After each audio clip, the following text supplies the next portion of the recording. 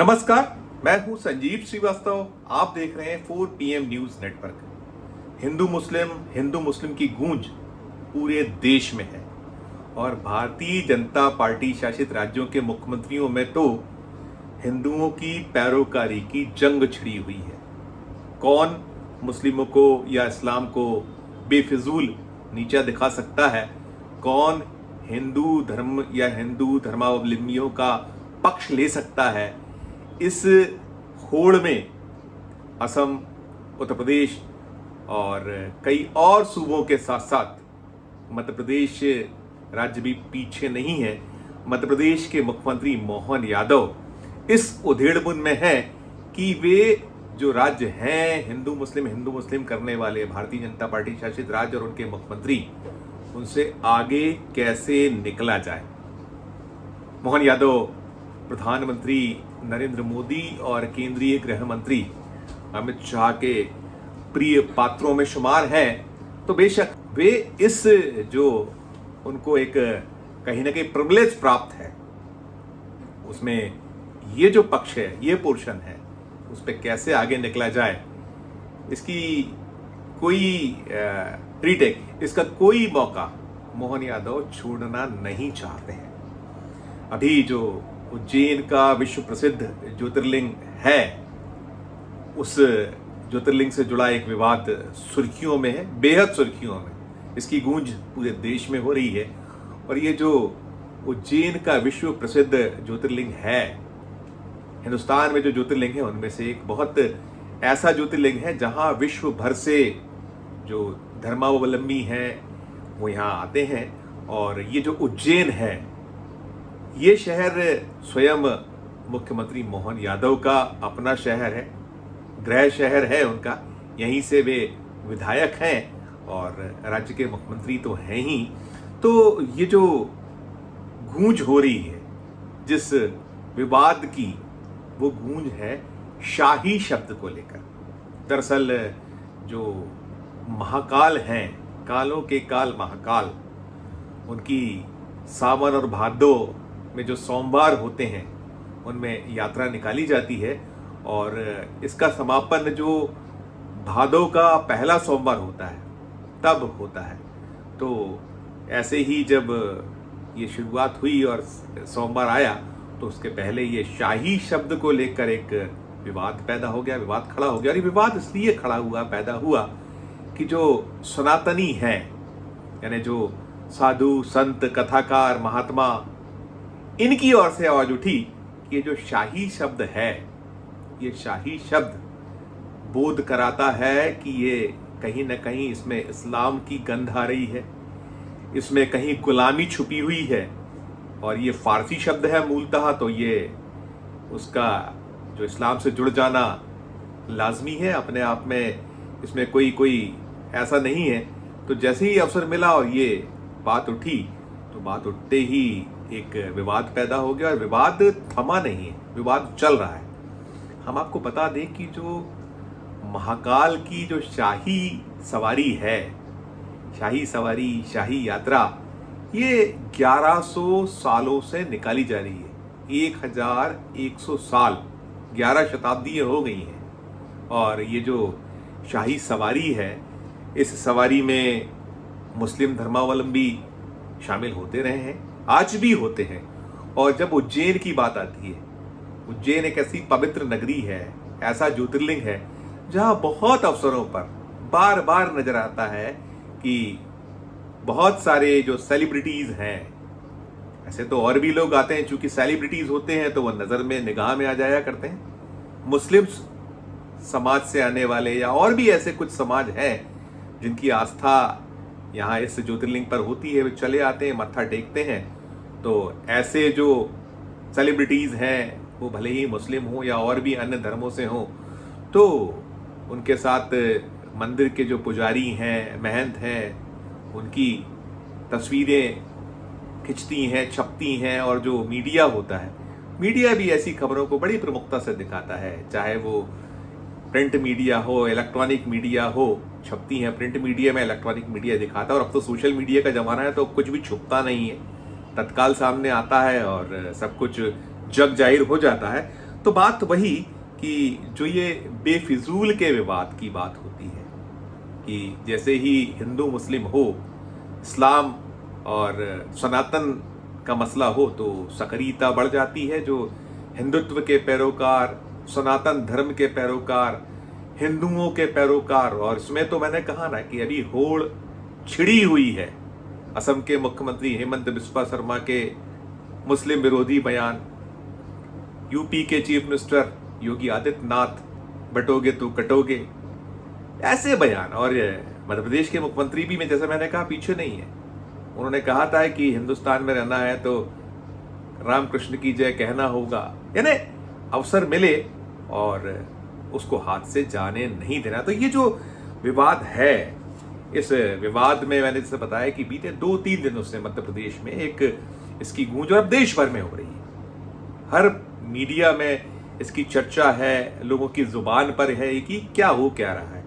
अब शाही शब्द 1100 साल बाद, पहले शाही सवारी पर कहीं आपत्तियां आई और शाही सवारी को लेकर कोई फैसला सरकार की ओर से आता, कोई आदेश निकलते होते, इसके ठीक पहले मध्य प्रदेश के मुख्यमंत्री, तो मैं बता रहा हूं कि वो मौका देखकर चौका लगा दिया करते हैं। तो उन्होंने तत्काल, जब ये 2 दिन पहले विवाद उभरा और जब बात शाही सवारी की हुई, तो उन्होंने बिना देर किए इसे संज्ञा दे दी राजसी सवारी की।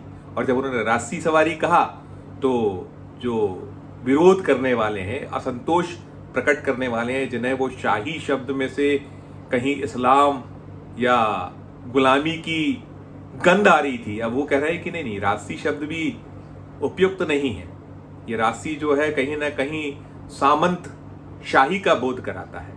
अरे हुजूर, इतिहास उठाकर देखिए ना, ये जो महाकाल मंदिर की जितनी भी तरक्की हुई है या जितना भी उसका इससे जुड़ा जो और उद्भव हुआ है, इसका जो एक विस्तार हुआ है, उसमें बहुत से राजे रजवाड़ों ने अपनी जो इसको लेकर आस्था थी उसे प्रकट किया है, उसे बढ़ाने में कोई कोर और कसर नहीं छोड़ी है।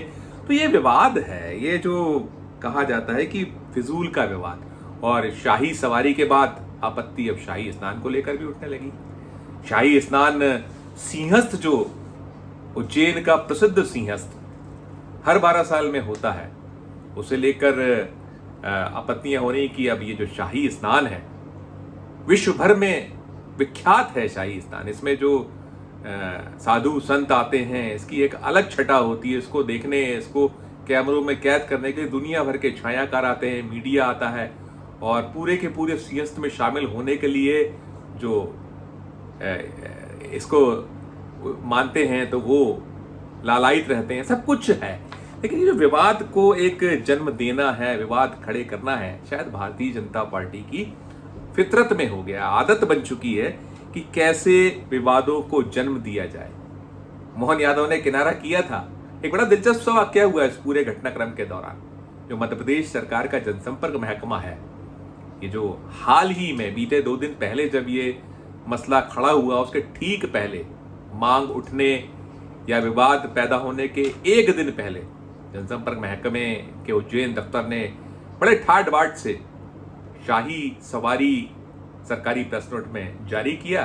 और जब विवाद खड़ा हुआ और मुख्यमंत्री जी ने पलटी मारी तो जनसंपर्क महकमा भी गुलाटी मार गया, गुलाटी खा गया। उसने भी अगले दिन लिख दिया राजसी सवारी। अब तो राजसी पर भी आपत्ति है।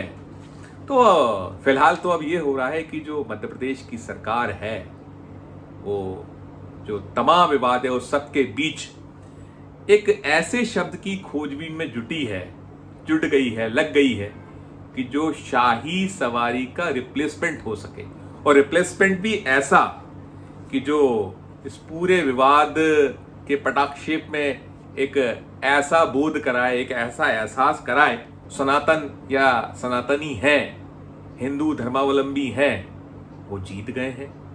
और इस्लाम, गुलामी और जो मुसलमान, उनकी एक जबरदस्त पराजय, ये जो नया शब्द गढ़ लिया गया है या जो वो खोज लिया गया, उससे हो गई है।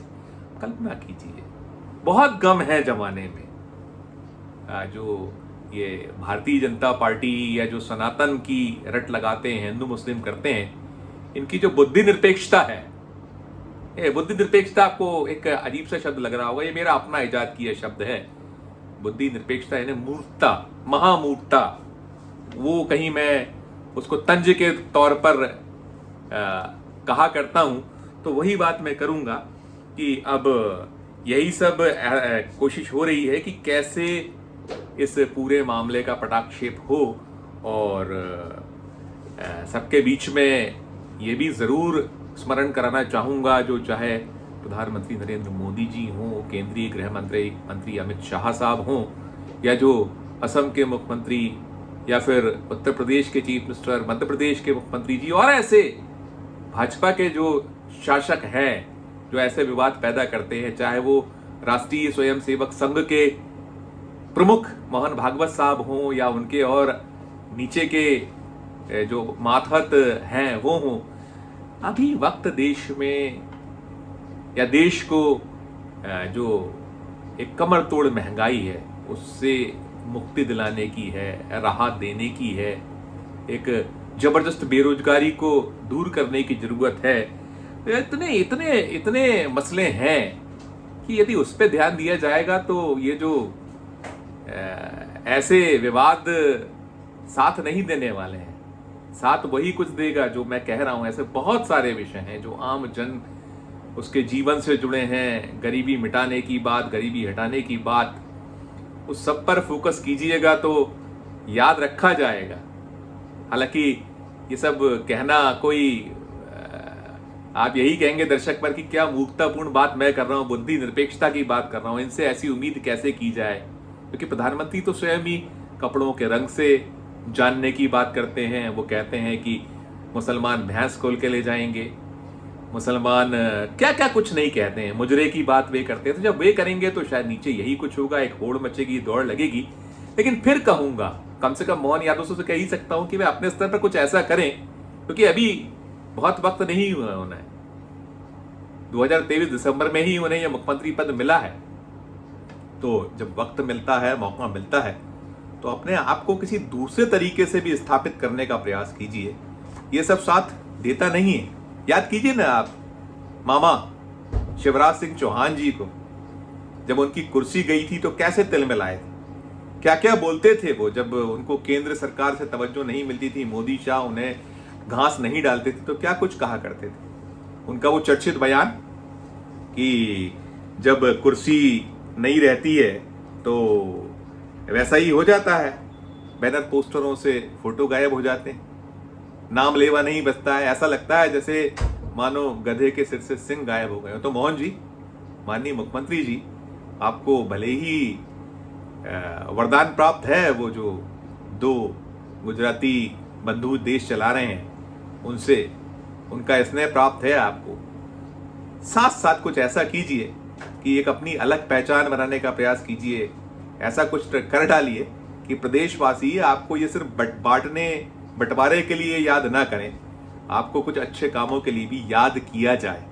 क्योंकि बंटवारे या ये वैमनस्यता फैलाने से बात बनने वाली नहीं है। इस वीडियो में इतना ही। हम फिर किसी नए विषय, किसी नए वीडियो के साथ आपके समक्ष हाजिर होंगे। हमारा अनुरोध कि हमारे चैनल को लाइक कीजिए, सब्सक्राइब कीजिए, और ज्वाइन का बटन नहीं दबाया तो ज्वाइन का बटन भी जरूर दबाइए। हमारे इस वीडियो के कमेंट बॉक्स में जाकर कमेंट जरूर कीजिए कि ये खबर आपको कैसी लगी। वीडियो को अधिक से लोगों से शेयर भी कीजिए। प्यार और स्नेह बनाए रखिए और देखते रहिए 4 PM न्यूज नेटवर्क। धन्यवाद, नमस्कार।